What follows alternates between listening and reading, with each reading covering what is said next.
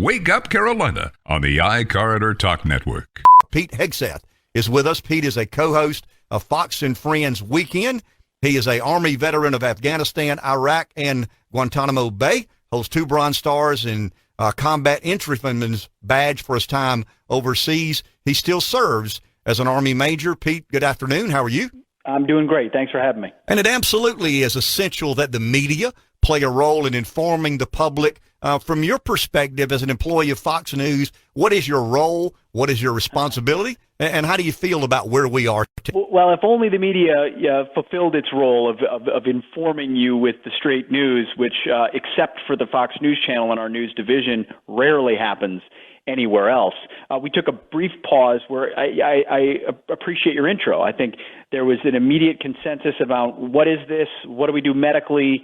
What approach should we take? I think we're moving into an inflection point here where people are looking around and saying, all right, there's different experiences in different places.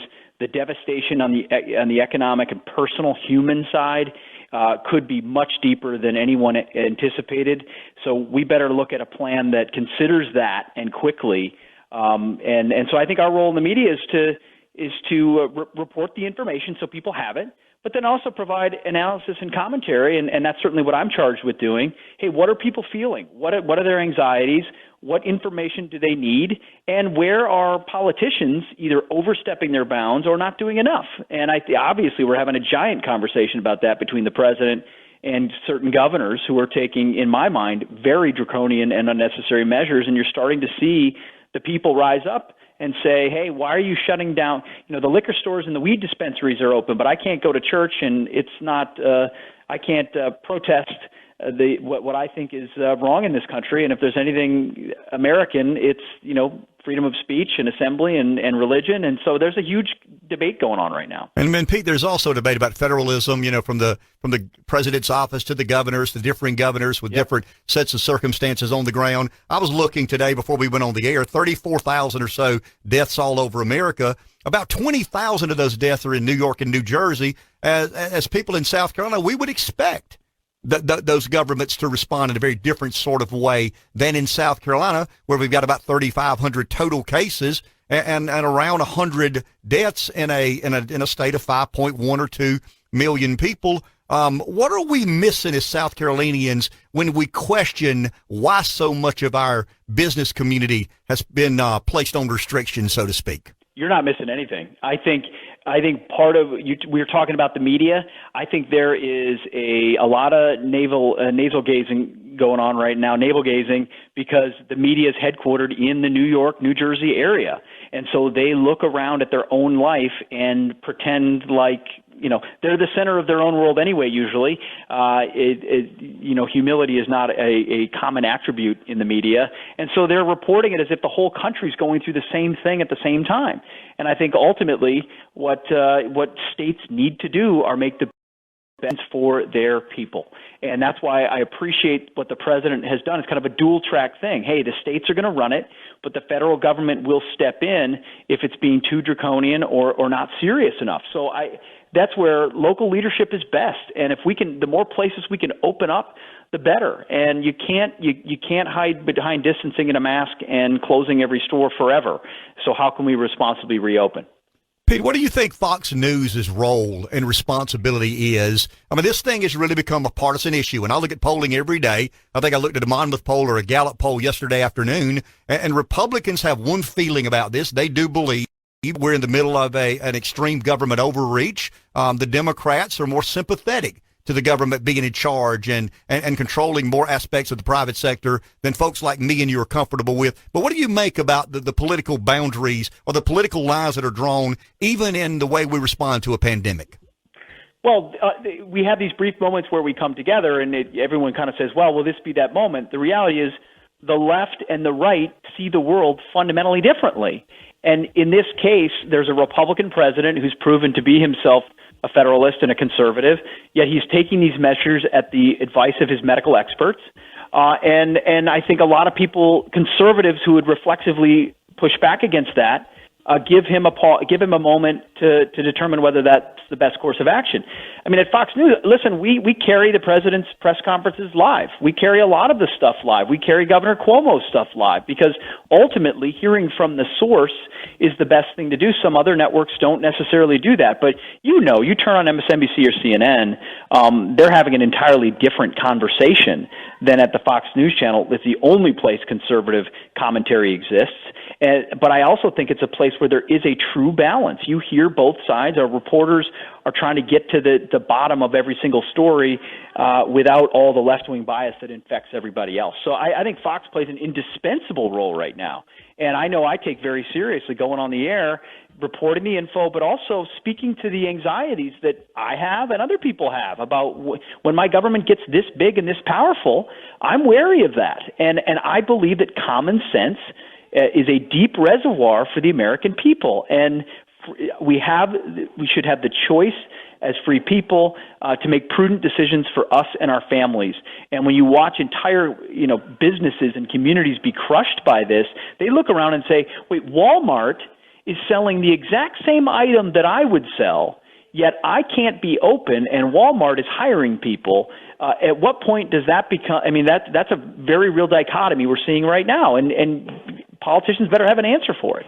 Pete, we appreciate your time. Thank you very much. I'm sure we'll see, or many of our listeners will see you this week on Fox and Friends. Thank you, and keep up the good work, my man. You got it. Thank you very much. Thank you very much. And not only an Army veteran, he's also a graduate of Princeton and Harvard University's John F.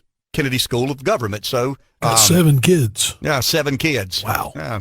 Good luck with that. He needs to work, man. I mean, that's guy. And I watch him on Fox and Friends. And I'm not afraid to say this. I mean, I'm like Dr. Cohen. I mean, if it's in my head, I don't have it with it coming out of my mouth. I do question what the media's response would have been had the 20,000 of the 35,000 deaths been in Peoria, Illinois, or Des Moines, Iowa. I'm sorry. I mean, I'm a cynic at heart. I'm a contrarian by nature. I'm a recovering politician who has lived in the belly of that beast as lieutenant governor of South Carolina. So I understand some of the complexities and realities we deal with. I'm not an epidemiologist. I don't profess to be one. I don't understand the science behind the lockdown or the restrictions we place on the private sector. I tend to be a bottom line kind of guy. And I've said this numerous times on this show in the morning and a couple of afternoons when afforded the privilege. I think what we've done to the private sector is unforgivable. I really do. I think it is an absolute necessity that we follow some of the CDC guidelines and we social distance and we practice good behavior and we isolate the most vulnerable. I think that's necessary. I think it's paramount. I think it's an obligation we owe to our fellow man to navigate these difficult waters in a reasonable fashion. But I also think it has to be taken into account what drives this train, and it is the private sector. I've used this analogy many, many times, and I learned this in my period at government. Government is the oil in the engine, but the private sector and business is what drives this train.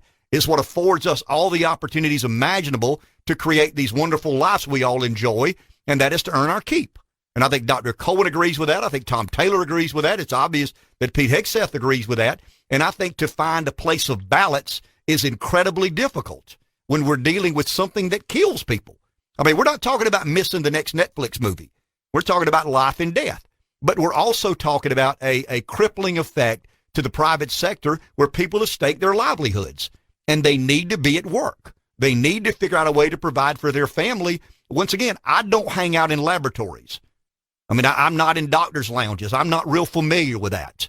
I am someone who understands the private sector. And when I look at the statistics and I look at the realities of where we were and where we are in 1 month, it's numbing to me. And in South Carolina, when you look at 80,000+ unemployed versus around 100 deaths. Well, Rev, I'll just you have to consider that. I'll give you an analysis, and it sounds like I'm running for office. We have laid off more healthcare workers in South Carolina than we have COVID-19 cases. That confounds me. And I think any reasonable person would question the strategy employed by people who make these very consequential decisions. It's not personal. I'm not casting aspersion. I'm not doubting the intent. But you know, the hospitals in our state, and I know this from having been in politics and knowing some of the personalities, they were told to clear the playing field. They were told to leave the runway clear, that we're going to have an absolute unbelievable number of patients show up at these hospitals, and we may still have that. And we need to be prepared for that. But as we speak today, the hospitals have laid off about 5,000 workers in South Carolina. And the reason they've laid those workers off, they don't have any business. I mean, the hospital is a caring facility. It's healthcare oriented, but it's still a for-profit entity if it's not one of these not-for-profits. But there's a bottom line. And they were told, to cancel all the elective surgeries. And those are profit centers for hospital. So, yeah, we've got a very complicated medical issue on our hand. We got a lot of really bright people. And I think Dr. Cohen believes they dropped the ball. I don't want to put words in his mouth, and we'll give him a chance in a few moments to revisit that. But he's made it crystal clear to me, and I think you've heard this, that these are smart people. They just didn't get the job done. I mean, we were asleep at the switch, and we allowed this pandemic or epidemic to get ahead of us, and now we're trying to play catch up. And it frustrates me. I want to pound the table when he talks about these testing kits that take a few moments and are 4 cents to purchase. I mean, it makes me want to beat the table because I'm not responsible for that. I'm not capable of being responsible for that. There's certain people at CDC and the FDA that we put in charge, and they were responsible for making sure something like this didn't happen, and when it did, we were somewhat prepared. Bill Gates gave a speech, a TED Talk in 2015. The next thing that kills millions of people in the world won't be a nuclear weapon. It will be a virus. It will be a bug. It will be a germ. And here we are, living it in the first person. And once again, the word is numbing. I mean, I've looked at numbers all my life. I think I understand business. I've never seen data and analytics on business in the private sector that have gone from sugar to what in a period of 30 days. It's mind-boggling what has happened to this economy. Wake Up Carolina on the iCarter Talk Network.